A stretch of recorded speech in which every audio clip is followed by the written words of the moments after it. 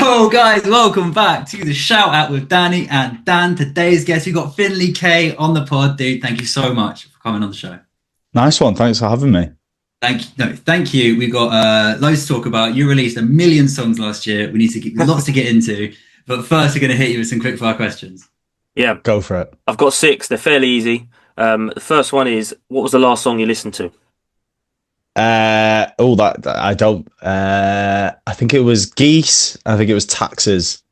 Cool. I've been into Geese. Our singer for our band is obsessed with Geese. He keeps sending us songs. Yeah, they've kind of exploded recently. I feel like I got on the train pretty late, but I get what the hype's about. Yeah, they're cool. They are cool. Yeah. I need to get on the train. I haven't listened to much Geese, so I'll I get don't on the think you'd train. like it, Dan. Okay, yeah, I'm into weird music. What is your dream venue to play in? The Albert Hall, either Albert Hall, either Manchester or London, both of them. Oh, well, that one. All honestly, I didn't know that there was one in Manchester. The Manchester one is an old church. Oh, cool. So I don't know when it was a church, but it's all stained glass windows. Yeah. I think it's about 2,000 people maybe, and the balcony where it's all like essentially pews where people would have sat for congregation and stuff, and the acoustics in there are so good. Oh, nice.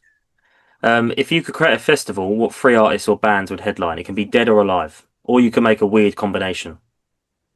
Of dead or alive? What do you mean? So you can have Like a a festival. zombie?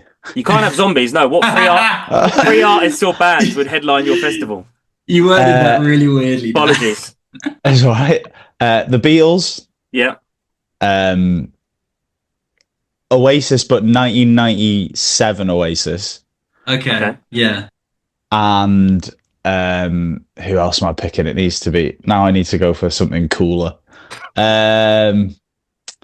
I'll go for Fleetwood. It's not even cooler. Fleetwood Mac.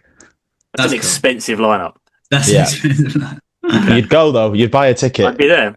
Yeah. What would be the dream artist or band to support on tour? Tame Impala. Oh, okay. Yeah. I can see that. That would be a great. I think he'd be pretty chilled. Yeah. Yeah. What is one artist or band that no one has heard of that you love? So a smaller artist or band that you listen to. There is a Dutch guy called Cosmic Crooner who makes. It's a sick name, isn't it? That is such a strong name. He makes kind of the nearest thing I can compare it to is like the newer Arctic Monkeys stuff. Cross with like maybe Father John Misty, and like Mac DeMarco. Like if you put all those in a mixing bowl, you got Cosmic Crooner. Oh, nice answer. To Cosmic Crooner. Yeah. Most important question: Aldi or Lidl?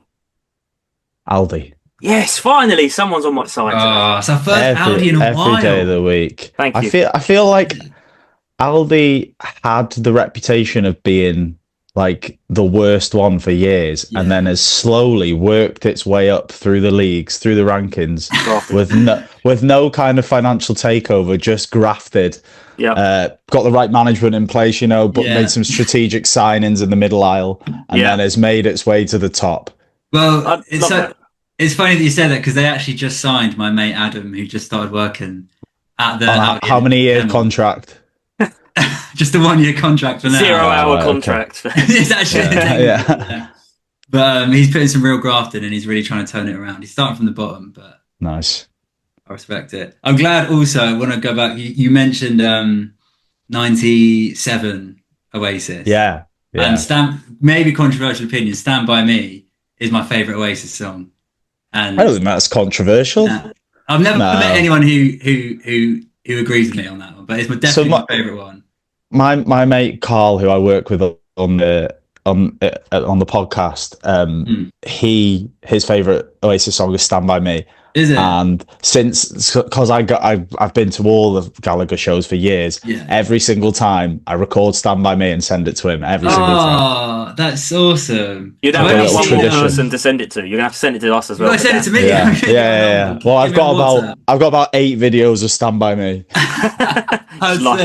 I've only seen Liam once and Noel once. so I saw this. I realized it had become a bit of a problem. I feel like I've really calmed down since the reunion, which is good. But Okay. the year leading up to it was intense, and I was annoying people around me. But Yeah. I saw a tweet about someone. Someone had tweeted something like, "This is the amount of times I've seen the Gallaghers." Aren't I like? And people were like going, "Oh, you're mental. You got all this." And I looked, and I'd like more than doubled it. I was like, "Oh, I've got a problem. You I have have an actual problem here." Yeah. And I've kind of pumped the brakes on that a little bit. Yeah. But you saw them, right? You saw Oasis. I went 3 times last summer. I got very lucky. Wow. But I went to the first one, which was the major one. I was not really bothered about any of the other ones. I was just like, get to the first one. That's going to be the one to be at. And yeah, it was a special night. Awesome, man. Oh, I didn't get tickets, unfortunately. I was in queue, and I was like, I didn't get it. I got about 8,000 in the queue, and then it sold out. And I was a bit like, I had some mates. There's always next summer. It was a bit like, yeah. Yeah, that's next summer. Are they doing it again? Have they Rumored, right? By all accounts, there's going to be a European and a UK tour next summer. So keep your fingers crossed. Anyway, fuck Oasis. Yeah, I agree. Finnlay K is on the pod. You had a busy year last year. Normally it doesn't feel like it. Is it not? Well, No, you released 2 EPs and a total of 8 tracks last year. Yeah, I was busy. Yeah. Do you like it in the studio? I do like the studio. I do really enjoy the studio, and actually the second EP last year was completely different to any of the stuff I'd done before. In that some of it was written in the studio, which I've never done before. Yeah. I worked with a different producer called Andrew Parry, and I initially had a meeting with him, and he was like, I don't want to. He was essentially like, I'm not really that interested in the songs you've already got written. I'd like to work on new stuff and like be in it from the ground up. So it was an interesting way of working. Like we spent weeks on like instrumentals, and then I'd go home and put lyrics to it or whatever. And it turned out, I think it's my most interesting stuff to date, definitely. Yeah, I really like the latest EP. I think that was my favorite of the 2 if I had to pick one. Did you record like all 4 songs within like one not session but like one like block? Like both EPs are kind of spread out a little bit. So I think the first one we got finished off the last EP was The Comeback, which was the lead single. We got that done first. And then Burning Out was an older tune that was the only one. There's 2 of them were brand new tunes, and then 2 of them were like very acoustic demos where it was turning it into something completely different.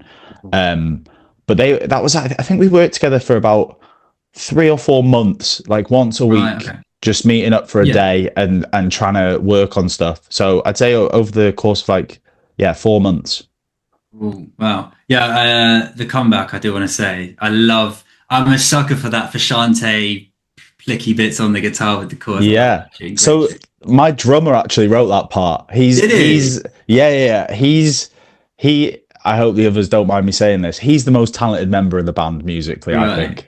He's one of those that can pick up any instrument and just be like shredding on it. And you're like, I don't know, when did you have the time to do this? And what kind of autism can I get from you, please?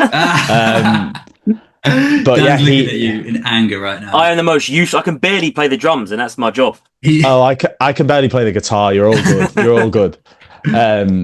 He wrote that part, so that's kind of what the whole song was kind of written around, and that was an interesting one because that's the first time I've ever written a song to a title.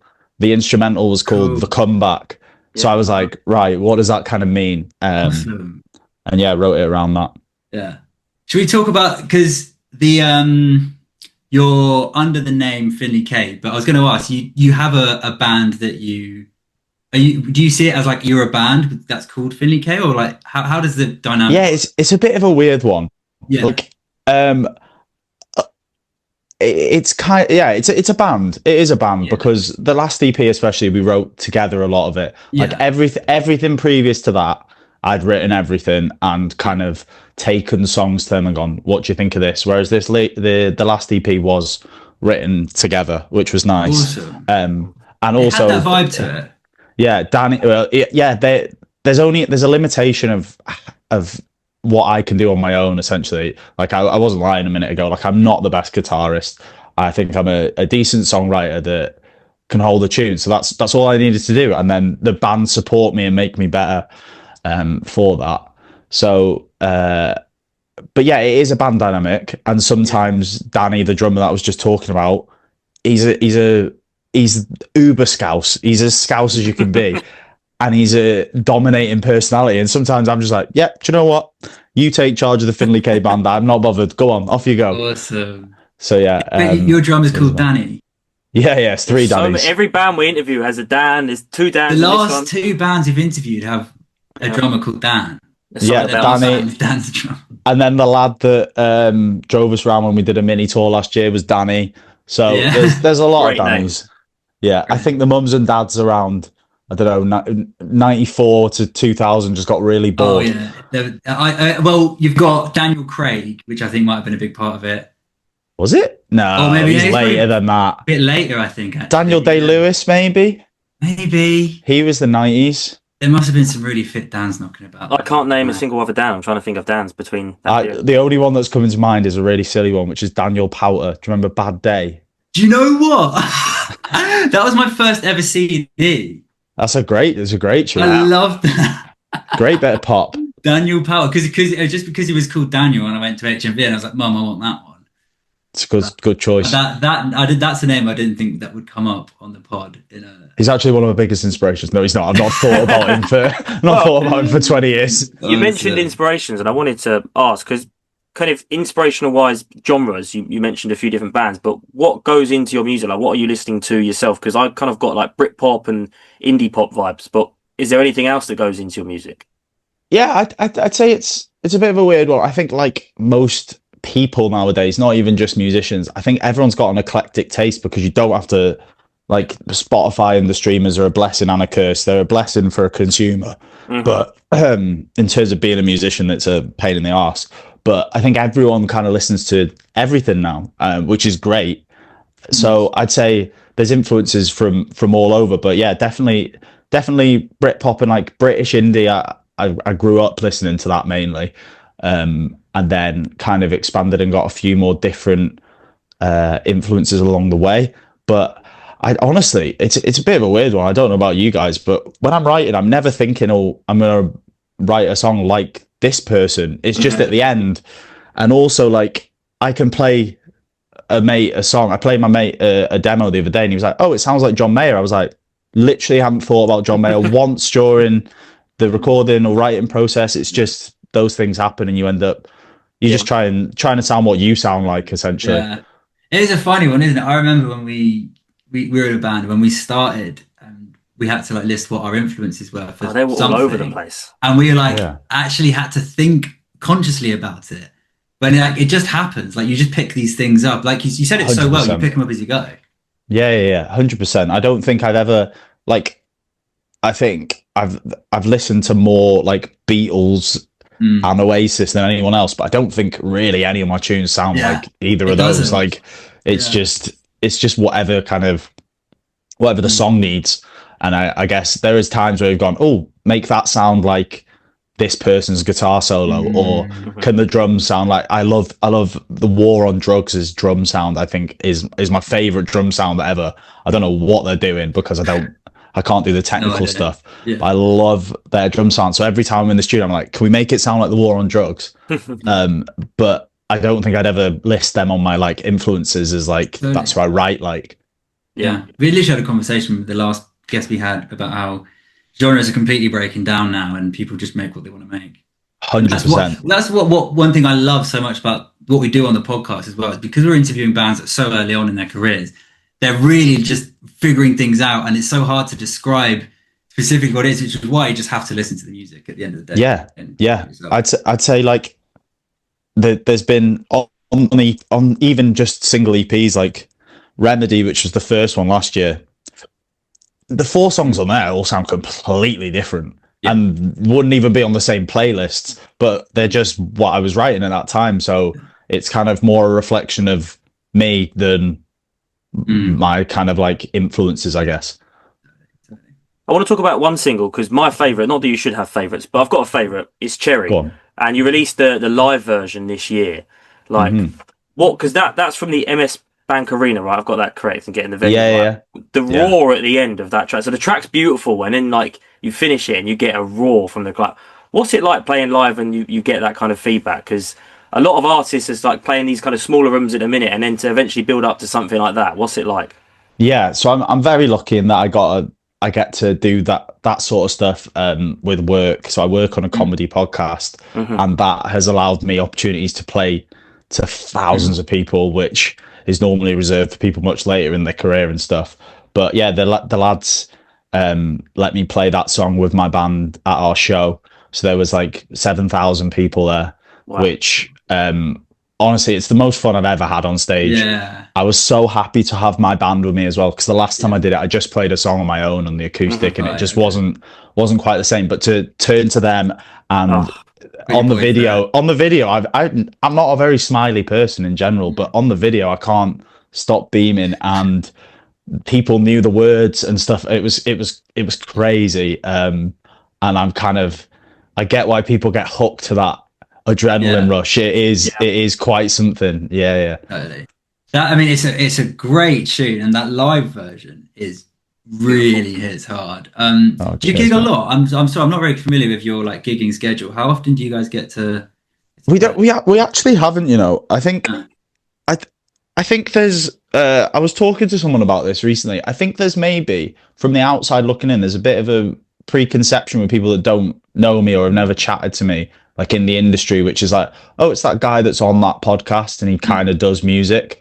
Whereas I spend as much time doing music as I do the podcast, if not more music, and I have done for like 10 years now. So we haven't gigged as much as we should. I'm hoping to change that this year. We're looking at doing a tour towards the end of the year. Cool. But yeah, I think we've got some live versions coming out on Spotify of some of the tunes that was filmed with the fucking expensive cameras, which was nice. I wouldn't have been able to afford that, to cash in some favors. So I'm hoping those live versions kind of show people that we're not like just messing about, and we take this dead seriously, and we're dead tight as a band, and we're in every week rehearsing. We never really have a week off. So I mean, you released 8 songs last year, so you're clearly grafting. Like a busy man grafting at this music thing. And like it shows, like the songs genuinely are sick. Like guys, you have to check these songs out, especially like those that I think your latest EP. That's one that's really ringing in my head at the moment. Nice one. I appreciate that. Yeah, I appreciate that. Can I ask? Obviously, like all the songs you released last year were great success. Both EPs did really well. When you have one that blows up like Cherry, did you kind of know that you had all these songs? You know that's the one that's going to be a massive hit. So it's a weird one with Cherry. Cherry's like an old song of mine. We only released it last year, but I wrote that. So I initially wrote that when I was 16. Like the melody and the chords and stuff was written when I was 16, but they were the cringiest lyrics you could possibly imagine. It was all about this girl I fancied in high school, really, really cringy stuff. And I just came back to it like I think it was in 2021. I came back to it. I was like, I like the melody and I like the song. And I just completely rewrote the words. Have you sent it to her? Absolutely not. Why not? I'm pretty sure that girl's engaged now, so I think that would be crossing the line. Spoil the party. Get the ring off. We'll sneak it onto the wedding playlist. Yeah. First dance. But whenever I played the demo to people, they'd be like, "Oh, what's this one?"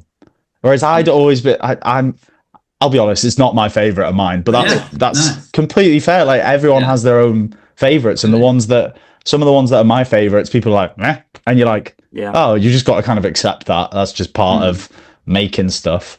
But yeah, Cherry, every time I played the demo, or every time I played it live, it was the one where people going, that's your like poppy, catchy single that people are going to sing along to. So that was why we did that at the arena, because there's songs that have done better on Spotify and stuff, but that one's definitely like the most easy listening, I think. I guess it has that really catchy feel good. I get Instagram messages every so often of like people filming their kids sing because it's so, like catchy and they know what cherries are and they'll be singing along to it. I've had that a few times and that's dead cute to see. I was going to ask just a fun question of the song. I want to keep it to like the songs you released last year because that's like trying to keep it recent. Do you have a favorite? Of last year, yeah. Remedy's my favourite of last year. Remedy's your favourite, why? Yeah, which is one of the ones that performed the worst, but it is like I said a minute ago, it is I'm not the judge at the end of the day. I've made those, I've released them into the world, so everyone can do what they want with it. But yeah, Remedy's the one. Mentality to have. Yeah, Remedy's the one that's the most me, I guess. I like the demo doesn't sound that different to it, and that was one where I'd recorded that all at home and the demo.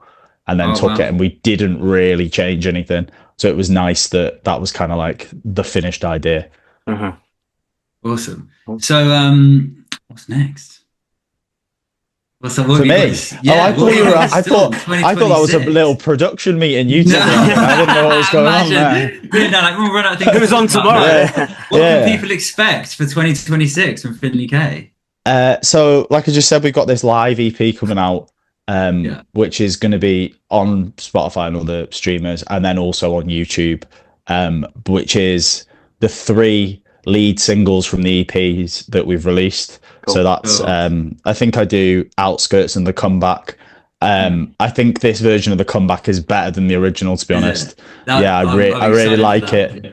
We've pitched it up slightly and sped it up a little bit just to give it a bit more drive live, and then we've also got we've recorded the cover that we've been doing live last year, which is like our version of Whole Again by Atomic Kitten, which sounds on paper like not the usual band covers a song thing, but since I started the band, I always wanted to do like live lounge, essentially, where people are taking like a noughties cover and then going, right, how are we going to do this? So it kind of sounds like Snow Patrol or something. It's like big and like epic. It's not very poppy at all. But yeah, that's going to be on there as well. Cool. Wow, look forward to it. Really look forward to it. Dude, thank you so much for coming on the show. You're going to have a busy year. So we're going to let you go soon. We should have a couple more questions for you, if that's all right. Go on, Dan. We have a shout out playlist where every artist and band that have been on can put one of their own songs on this playlist. So people that can discover you, previous guests, can listen to each other's music. What one song of yours would you add to our playlist? We'll go for The Comeback. Yeah. Danny said he liked that one, so we'll go for that one. Love it. Yeah. Thank you. It's in. Nice one. Thank you so much. And I have one more question for you. Can you shout out a band or artist that you want to see on the shout out? Okay, let's have a think. Which of my mates would like to do this? I will go for my mates, the Blue Dolphin Wranglers, which is another hell of a name, but they need to pull their fingers out and start releasing more tunes. The Blue Dolphin Wranglers, let me get them. The Blue Dolphin Wranglers, we'll have them on and I'll nag them to release some music. Yeah. That is such a good name and we want to see that all over the shout out. Thank you. That's a great recommendation. Nice one. Awesome. Well, that pretty much sums it up, dude. Thank you so much for coming on the show. We're really, really excited to see what you get up to in 2026. Thank you. Appreciate it. Cheers for having me on. Thank you. And thank you for watching this episode of The Shower with Danny and Dan, our amazing guest, Finnlay K. We've got loads more stuff coming, more guests, 2 episodes a week. We've got a new logo. Check it out. What do you think of it? Thanks, MXG. Bye.